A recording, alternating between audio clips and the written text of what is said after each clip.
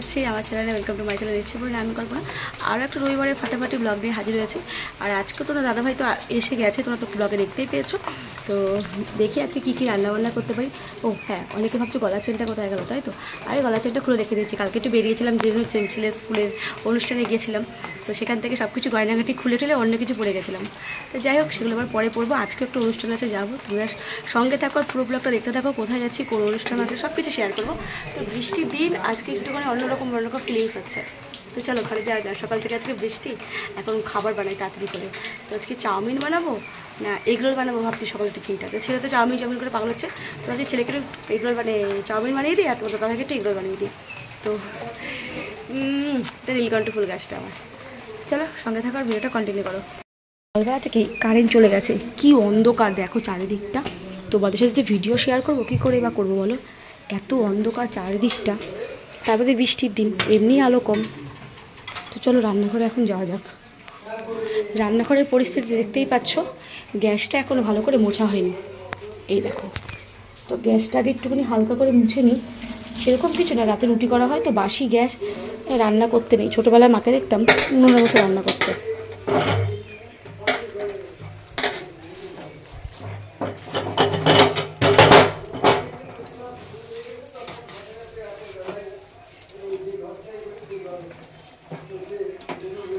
চলো এটাকে পরিষ্কার করি। সকালবেলা টিফিনে চাউমিন ছিল, এতটুকুনি চাউমিন ভাবছো কার? আজ আমাদের কুট্টুসের। ও চাউমিন খেতে ভালোবাসে বলে আজকে চাউমিন করেছিলাম, আর কোনো রকমভাবে করে দিই ওকে, তাই ক্ষতি হওয়ার কোনো ব্যাপারই নেই।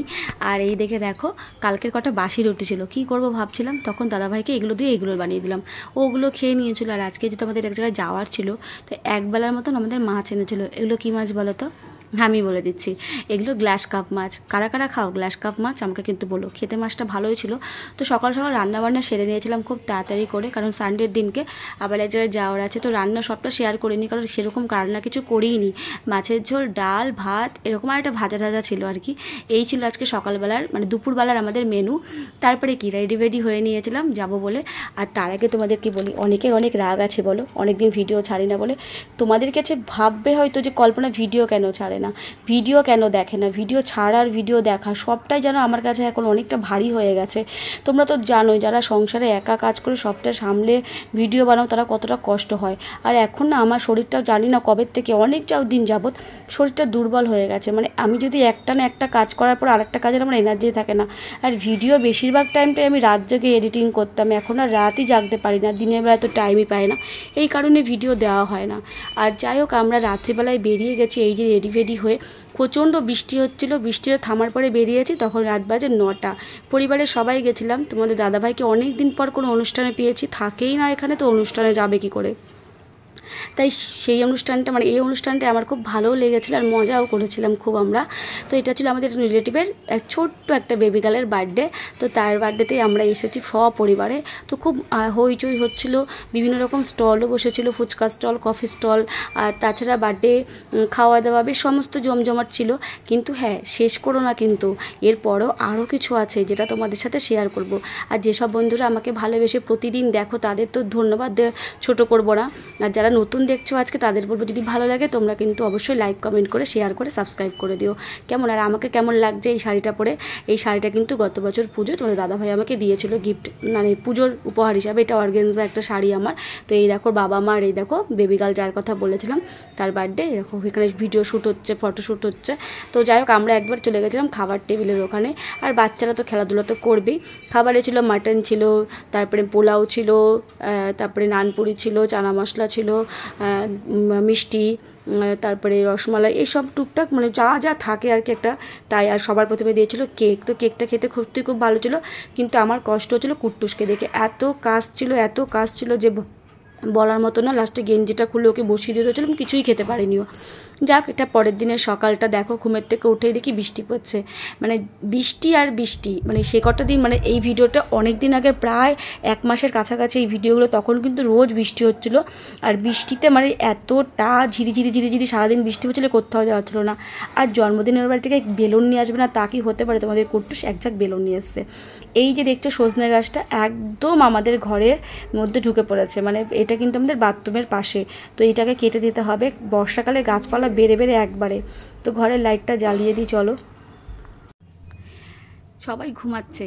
আর এখানে দেখো দুটো আইসক্রিম দেখতে পাচ্ছ, এই আইসক্রিমগুলো হচ্ছে অনুষ্ঠান বাড়িতে।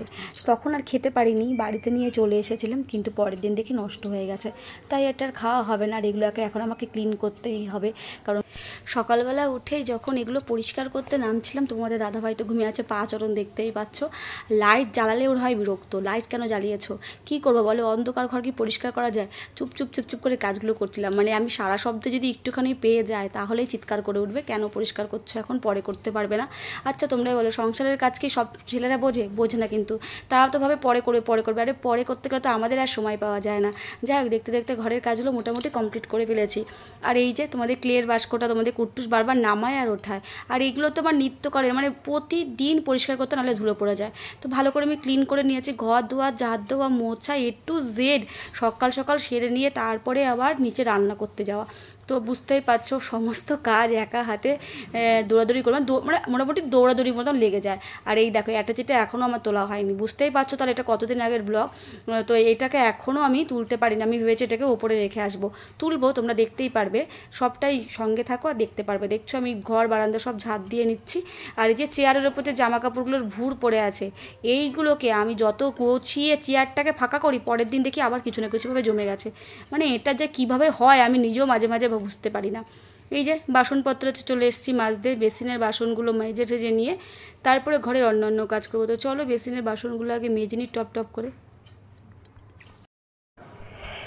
সংসারের কাজ যতই গুছিয়ে গুছিয়ে করো না কেন, দিনের শেষে দেখবে যখন মানে গোছানো হয়ে যায় তখন কি আরাম লাগে, কিন্তু পরের দিন যেই সেই, তখন মনে হয় কপাল কি হলো।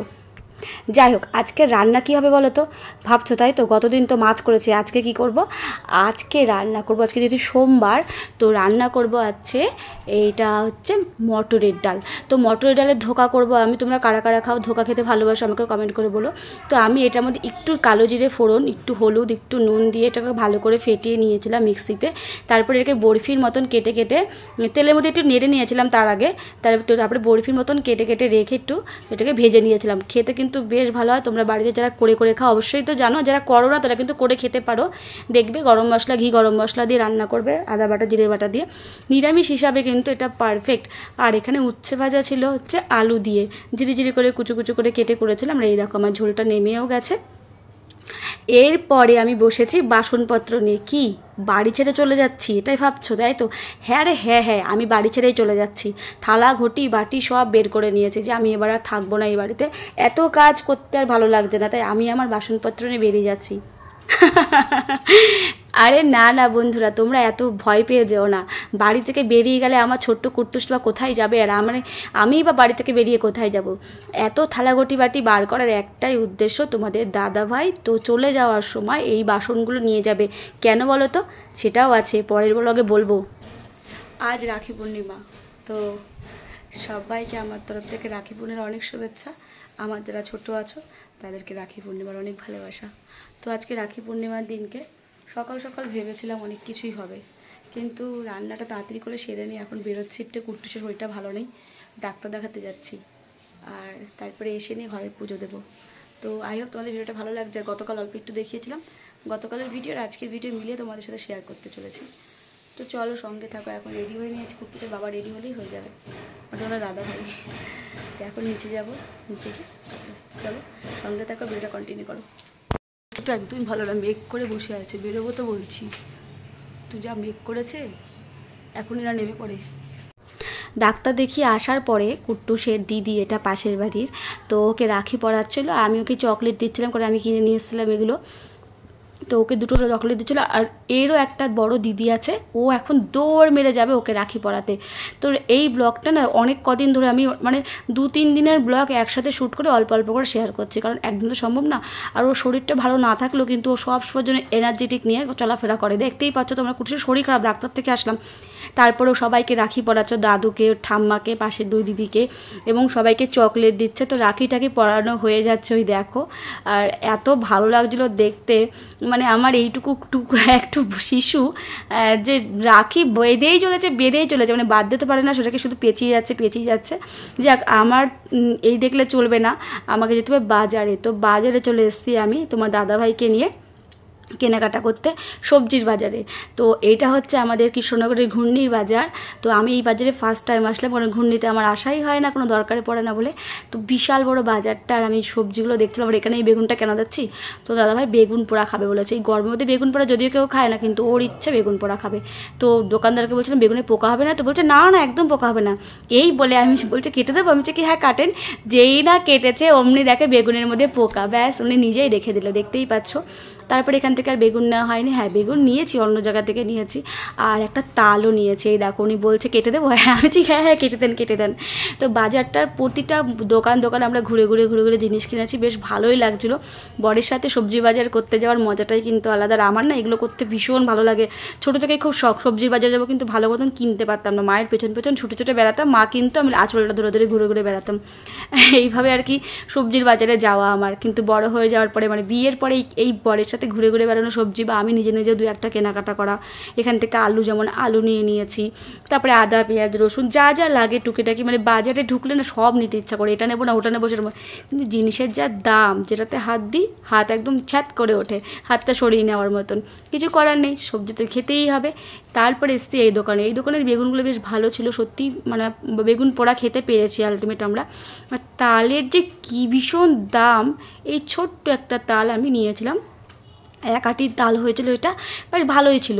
তারপরে বাজার থেকে বেরিয়ে গেছে, এক জায়গা থেকে আরও উচ্ছে নেব, পটল, তারপরে তোমার হচ্ছে গাটি কচু, এইসব সব নিয়েছিলাম সব। আর বাজারটা দেখতেই পাচ্ছ তোমরা যে কতটা বড় বাজার। এই বাজারে আমি এই প্রথমই আসলাম, এর আগে কখনোই আসিনি। যারা কৃষ্ণনগরের ঘূর্ণির আমার যদি কেউ ব্লগ দেখে থাকো তারা তো বলবে যে এই বাজারটা তোমরা প্রতিদিন আসো, আর এই বাজারে আমি বাজার করেছি তোমাদের।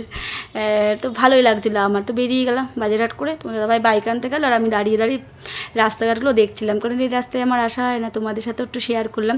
আর প্রখর রোদের তাপে আমার মানে যায় আর বাইরে মানে মেঘলা আকাশ হলে কি হবে, রোদের একটা তাপ আর ঘুমটে গরমে। দেখো আমি গরমে তাকাতে পাচ্ছি না। এই যে তাল নিয়ে এখন হাঁটা দেবো বাড়ির দিকে। আই হোপ আজকের ভিডিও তোমাদের অনেক ভালো লাগছে। যদি ভালো লেগে থাকে অবশ্যই লাইক কমেন্ট শেয়ার সাবস্ক্রাইব করবে। এখন আমি বাড়ি থেকে তোমাদের দেখাবো আমি কী সবজি কিনেছি। এই যে ঢ্যাঁড়স, তারপরে হচ্ছে ওখানে হচ্ছে সজনে ডাঁটা, লঙ্কা, এই সমস্ত মানে বলতে পারছি না, মানে এত সবজি টুকটুক করে কিনেছি। তো পরের দিন তোমাদের দেখাবো কী করলাম। তো আজকের মতন টাটা বন্ধুরা, ভালো থেকো।